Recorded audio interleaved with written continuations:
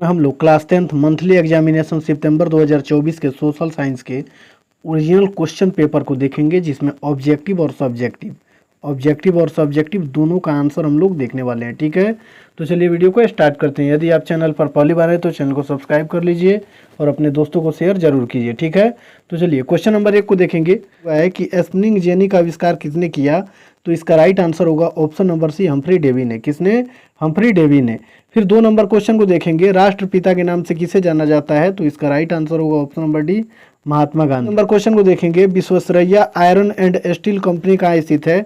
तो इसका right answer हो जाएगा ऑप्शन नंबर ए, भद्रावती में। ठीक है, चलिए फिर आगे वाला क्वेश्चन हम लोग देखेंगे। 4 नंबर क्वेश्चन में दिया हुआ है कि अखिल भारतीय ट्रेड यूनियन कांग्रेस की स्थापना कब हुई? तो इसका right answer option number D हो जाएगा। ठीक है, 1920 में। चलिए फिर 5 नंबर क्वेश्चन को देखेंगे। 5 नंबर क्वेश्चन में दिया हुआ है कि कोयला उद्योग के लिए कौन प्रसिद्ध है? तो इसका right answer option number B हो जाएगा, धनबाद। चलिए 6 नंबर क्वेश्चन को देखेंगे। जालियांवाला बाग नरसंहार के उपरांत किसे नाइट की उपाधि त्याग दी? तो इसका राइट आंसर हो जाएगा ऑप्शन नंबर सी, महात्मा गांधी ने। चलिए 7 नंबर क्वेश्चन को देखेंगे। अखिल भारतीय ट्रेड यूनियन कांग्रेस के प्रथम अध्यक्ष कौन थे? तो इसका राइट आंसर हो जाएगा क्वेश्चन नंबर 7 का option number B, Lala Lajpat Rai. चलिए फिर आगे वाला क्वेश्चन हम लोग देखेंगे। 8 नंबर क्वेश्चन को देखेंगे। शेख हसीना की पार्टी का नाम क्या है? तो इसका राइट आंसर हो जाएगा option number A, Bangladesh Awami league. चलिए 9 नंबर क्वेश्चन को देखेंगे। भारत का सबसे पुराना राजनीतिक दल कौन सा है?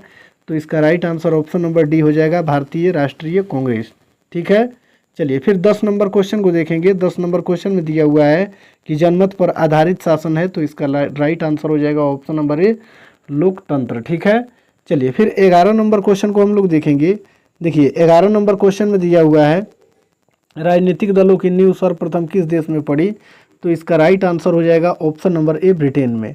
चलिए 12 नंबर क्वेश्चन को देखेंगे। जल संघर्ष किस देश में हुआ था? तो इसका सही उत्तर हो जाएगा 12 का ऑप्शन नंबर सी, बोलीविया। ठीक है, 13 नंबर क्वेश्चन को देखेंगे। निम्न में से किसे लोकतंत्र की जीवन रेखा कहा गया है? तो इसका सही उत्तर हो जाएगा ऑप्शन नंबर बी, राजनीतिक दल को। 14 नंबर क्वेश्चन में दिया हुआ है कि गौरवपूर्ण क्रांति कब हुई? तो इसका सही उत्तर हो जाएगा ऑप्शन नंबर सी, 1698 में। ठीक है, चलिए फिर आगे बढ़ते हैं। 15 नंबर क्वेश्चन में देखेंगे। भारत की वित्तीय राजधानी है। तो इसका राइट आंसर हो जाएगा option number D, Mumbai. Bharat की वित्तीय राजधानी मुंबई है। चलिए 16 नंबर क्वेश्चन को देखेंगे। निम्नलिखित में से कौन नई आर्थिक नीति का अंग नहीं है? तो इसका राइट आंसर हो जाएगा ऑप्शन नंबर ए, राष्ट्रीयकरण। ठीक है, चलिए फिर आगे हम लोग देखेंगे 17 नंबर क्वेश्चन में। देखिए 17 नंबर क्वेश्चन में दिया हुआ है कि कौन सी आर्थिक क्रिया ग्रामीण क्षेत्रों में प्रमुख है? तो इसका सही उत्तर होगा ऑप्शन नंबर ए, क्या, प्राथमिक। 18 नंबर क्वेश्चन को देखेंगे। गैस एवं बिजली उत्पादन को किस क्षेत्र के अंतर्गत रखते हैं? तो इसका राइट आंसर हो जाएगा 18 का ऑप्शन नंबर बी, द्वितीय क्षेत्र।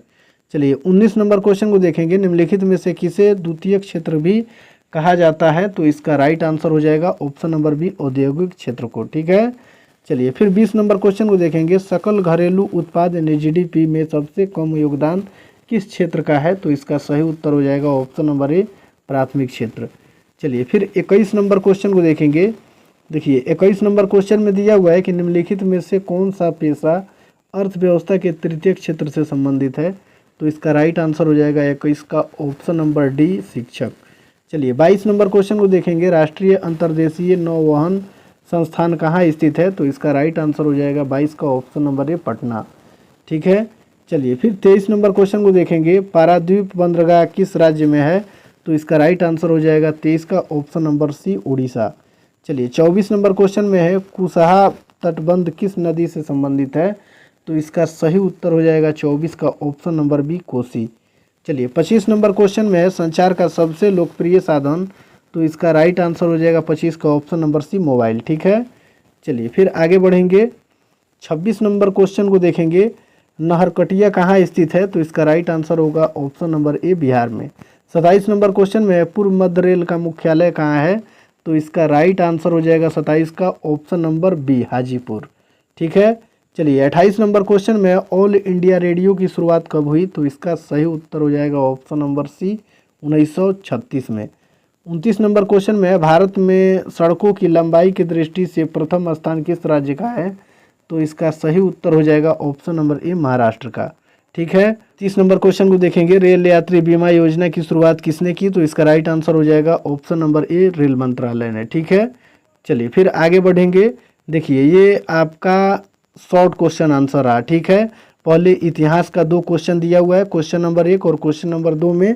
क्वेश्चन नंबर 1 में है कि भारत के 2 स्टील प्लांटों के नाम लिखे और उपनिवेशवाद को परिभाषित करें। तो इन दोनों प्रश्नों का उत्तर नीचे आपको यहाँ देखने को मिल जाएगा। ठीक है, आपको ऐसे ही एग्जाम में लिख देना है। ठीक है, देखिए सबसे पहले आपको इतिहास लिखना है, उसके नीचे प्रश्नोत्तर संख्या 1 और फिर लिखना है कि भारत के 2 स्टील प्लांट निम्नलिखित हैं। पहला नंबर में भिलाई स्टील प्लांट और दूसरा नंबर में बोकारो स्टील प्लांट। ठीक है, चलिए फिर 2 नंबर में अथवा में दिया हुआ है, किसी एक को ही बनाना है। तो अथवा में आपके क्वेश्चन पेपर में दिया हुआ है कि उपनिवेशवाद क्या है, तो आपको उसका उत्तर लिखना है कि उपनिवेशवाद का मतलब होता है कि किसी शक्तिशाली देश द्वारा किसी कमजोर देश के संसाधन का शक्ति के बल पर इस्तेमाल करना क्या कहलाता है? उपनिवेशवाद कहलाता है। ठीक है, चलिए फिर यहाँ क्वेश्चन में हम लोग देखेंगे।